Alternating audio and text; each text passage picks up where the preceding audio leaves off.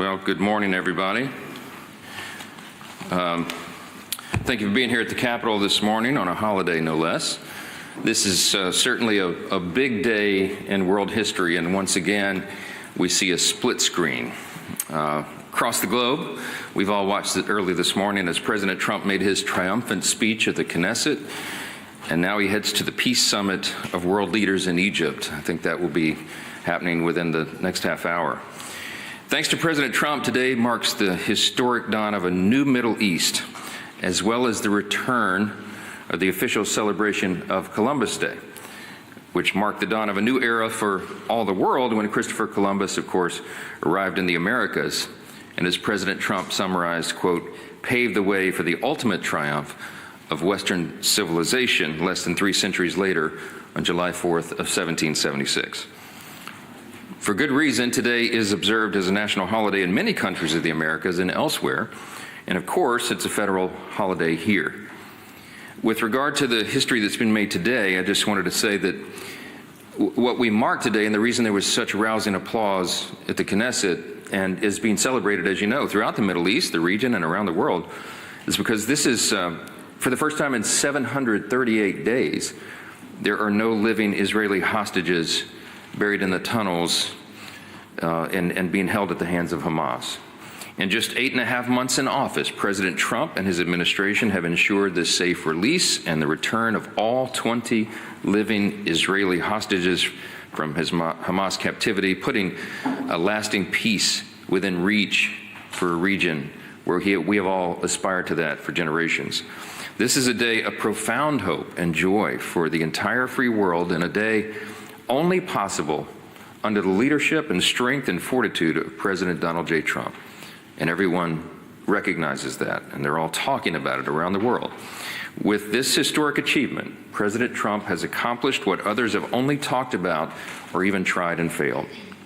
Time and again, President Trump is demonstrating that America's strength delivers and ensures peace for freedom-loving people around the world. As we've said so many times, it's the perception of a strong America that really holds the terrorists and tyrants at bay. And America's back. We're so grateful for that. So as everyone here and around the world are celebrating all this incredibly good news, yet again we have a split screen. And on the other side, there's currently ongoing bad news here because of the costly political games that are being played by Democrats here in Congress. We're now on day 13 of the Democrats' Schumer shutdown.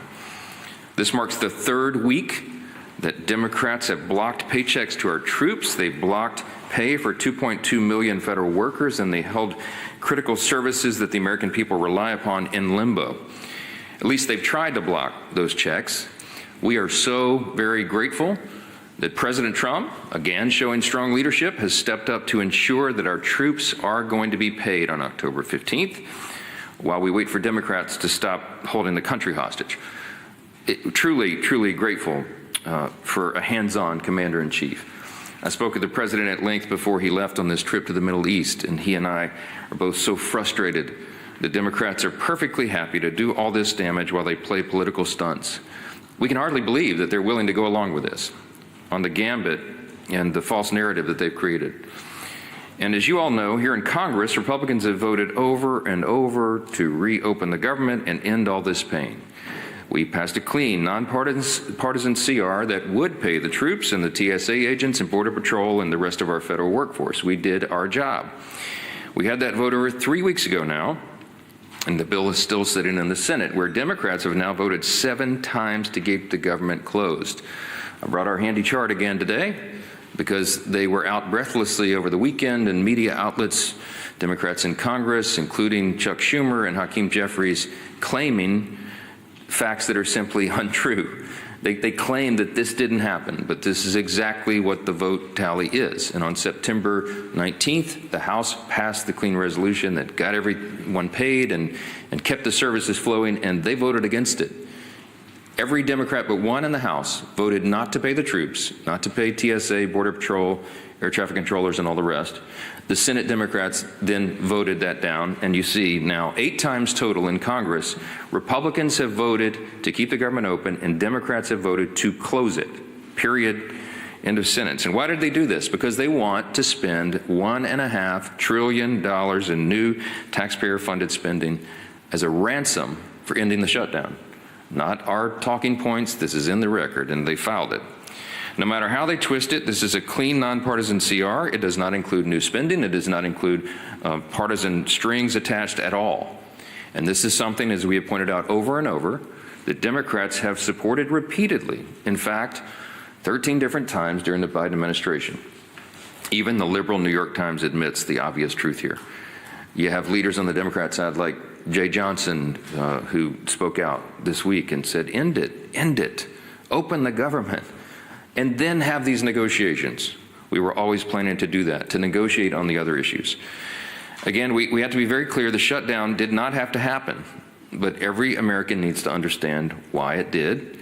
And I'll reiterate, I'll summarize for you very briefly again what happened. It happened because while Republicans are working to ensure the American people are taken care of, Democrats are playing a political game. Unlike 2013, the Democrat Party is utterly rudderless. There have been times in the past where there were shutdowns. Democrats today have no leader, no vision, no direction. The party's at their lowest point in decades in terms of public opinion polls. And so they threw this Hail Mary pass. Chuck Schumer knows this. He reads the polls religiously. He knows his party is furious with him for doing the right thing back in March when he helped to pass a clean CR and avert a government shutdown. It was the right thing to do. He said so himself emphatically on the Senate floor. And that bill he supported is nearly identical to what we're offering today. The only thing that's changed is his personal political calculation. His consultants and his pollsters have told him he needs to show a fight to President Trump, even if it means hurting millions of American families. So that is exactly what Chuck Schumer is doing. He's determined that his own political survival is worth the irreversible harm he's inflicting on the American people. He's gambling with people's lives and livelihoods to appease the far-left Marxist base of his party so that he can keep his job. And make no mistake, this is bigger than Chuck Schumer. Democrats are terrified of their radical Marxist base. The ones who have been here for a while, kind of your father, your grandfather's Democrat Party, the remnant of those folks who are still here in the halls, they're terrified to show any willingness to work with Republicans or to work with President Trump, even when that would clearly benefit the American people. And everybody sees right through this. Meanwhile, Republicans are governing with common sense. In just the first 9 months of unified Republican leadership, we've cut taxes for hardworking American families. We ended the border crisis. We're ending the crime crisis. We're rooting out fraud, waste, and abuse in government, and now bringing an end to conflicts around the globe. And what have Democrats done? Nothing but distract. Now, I'll end on one very important note. Ending this shutdown is not a one-party exercise. Republicans do have control of Congress, quote unquote, but it still takes 60 votes to pass a funding bill in the Senate. All of this is the way the founders intended the process to work. Any Democrats who suggest otherwise are willfully misleading the American people. Chuck Schumer gave a speech on the Senate floor, I think it was on Friday, looks right into the cameras and said, Republicans are in control, and this is all on them. He knows full well that it takes 60 votes, and we only have 53 Republicans in the Senate. There's already a bipartisan majority in the Senate that supports our clean CR. There are two Democrats and one independent who caucuses with Democrats, 3 Democrat votes total who have gone along with Republicans and using common sense to keep the government open. We need 5 Senate Democrats now to break ranks and do the right thing. The only ransom here is the $1.5 trillion that Chuck Schumer is demanding from the American people. And you've all heard our Democrat colleagues demand that Republicans come to the table to negotiate. But as I've said time and time again, I don't have anything to negotiate with. We don't have any partisan policy riders that I can remove from the funding bill because Republicans didn't include any. It is a truly clean, nonpartisan short-term CR. They don't really want a negotiation. It's just a talking point. They're not interested in negotiation. Again, look at their counter proposal.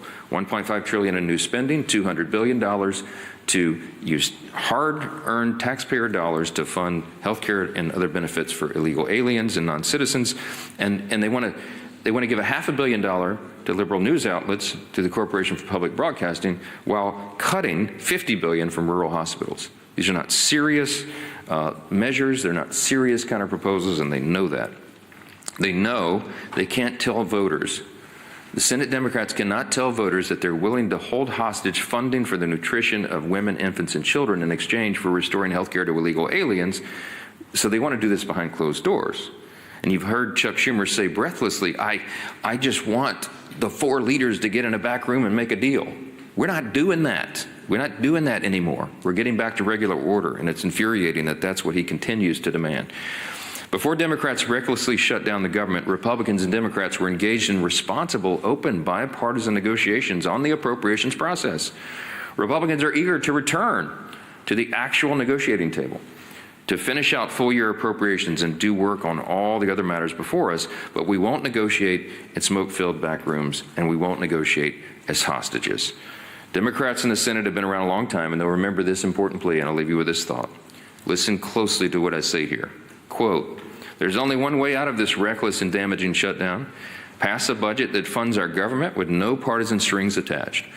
The American people don't get to demand ransom in exchange for doing their job. Neither does Congress. They don't get to hold our democracy or our economy hostage over a settled law. That's not how our democracy is supposed to work.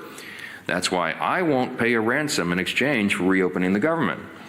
I'll always work with anyone of either party on ways to grow this economy, create new jobs, and get our fiscal house in order for the long haul, but not under the shadow of these threats, unquote.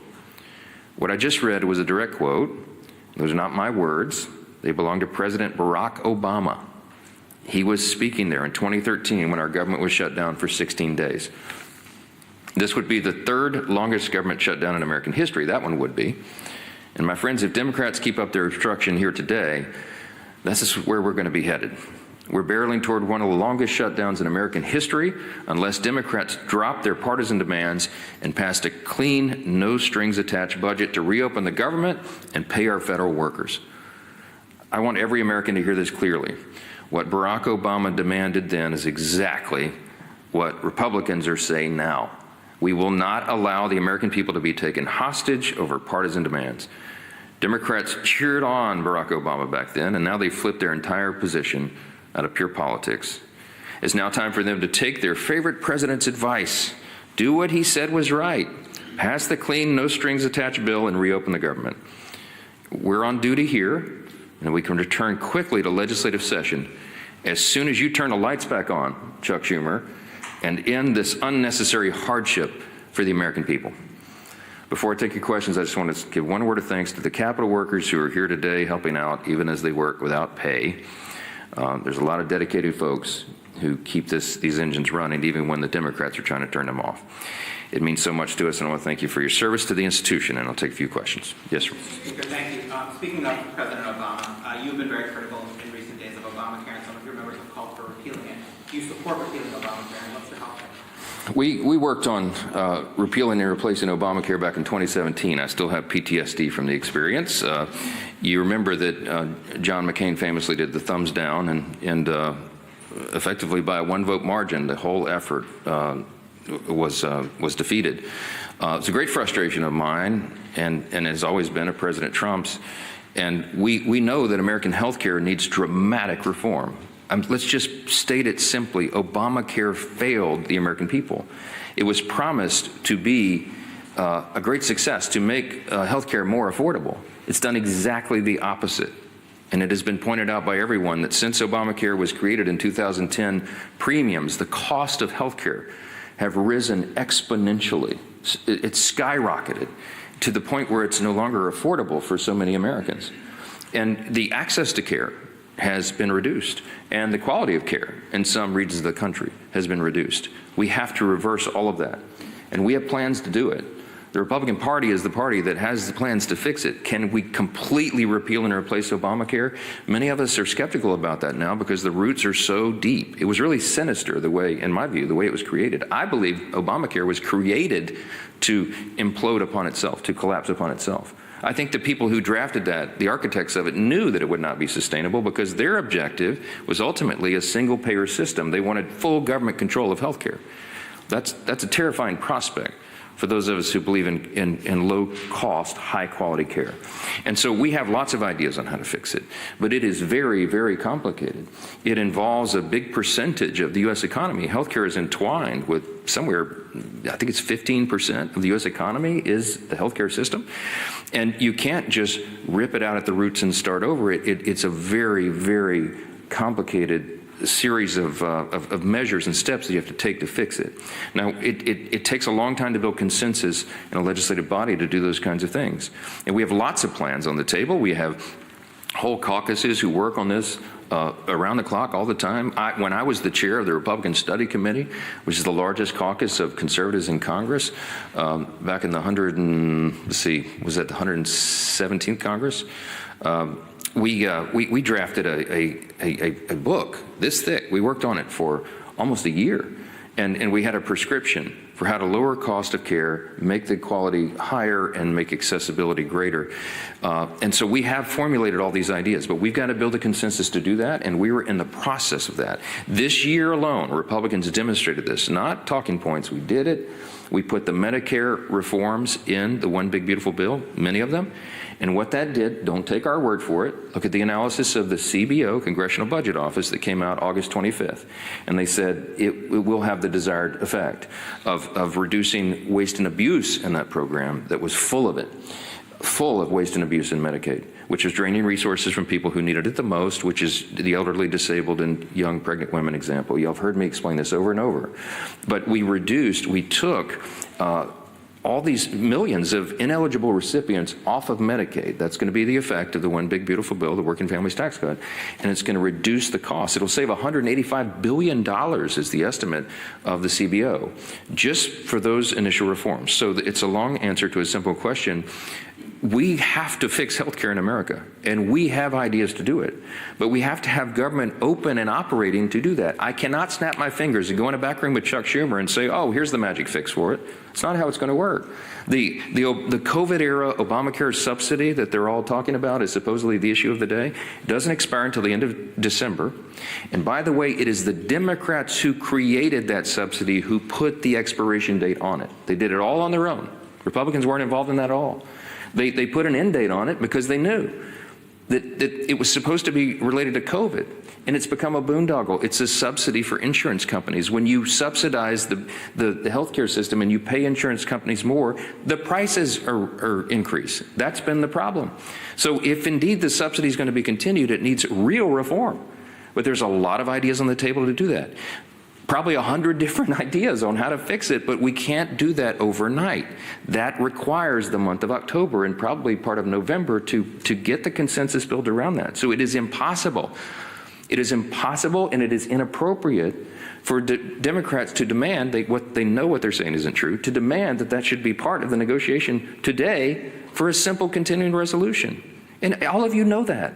You're here in the building. You know how this works. You know how complicated this is. That is not a deliverable, and they know it. They chose that issue because they thought it would sell well in the public and it would show that they're fighting Trump. It's all a big facade. I'm so frustrated by it. Yes, ma'am. Thank you, Mr. Speaker. We know the president moved forward with mass layoffs. We are also learning there were significant cuts to staff at the special education services. Are you comfortable with those cuts? I haven't seen the specifics of that, and I don't know. I do know that each of the cabinet secretaries were asked to assist OMB to determine what the most essential programs are and what the priorities are for the policies and all of that. And I've been so busy on all this, I've not had a chance to dig into the details of each division and how it's happened. I know that HHS, for example, has cut some programs, but they were effectively all agencies in a triage situation. Because remember, Chuck Schumer and the Democrats turned off the funding for all these things that everybody cares about. And so the executive branch, the Office of Management and Budget, has to determine what are the most efficient and effective programs. It's a difficult task. It's not one that they relish. They don't want to do it. Listen to the president's own words and Russ Vogt's own words and everybody who's involved. They want the government to be opened. They're begging Chuck Schumer and the Democrats. That's how to make all this stop. They want this to end immediately, and they wanted it to end before it started. And so again, Republicans are voting and advocating for an open government, and Democrats are doing the opposite. They are the ones keeping the government closed and bringing an end to these services and personnel and policies. That's just a simple fact. Yes, ma'am. Last question.